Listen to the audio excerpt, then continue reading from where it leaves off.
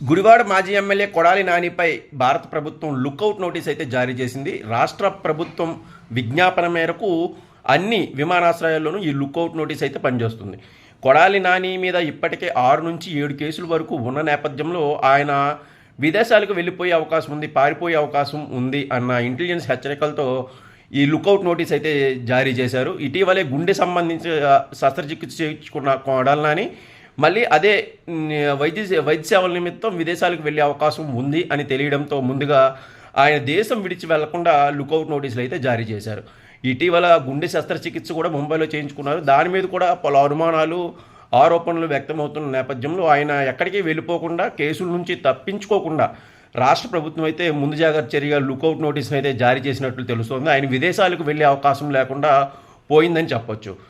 ఎప్పటికప్పుడు అప్డేట్స్ గురించి ఛానల్ను సబ్స్క్రైబ్ చేయండి, అలాగే వీడియోలను లైక్ చేయండి. Thank you.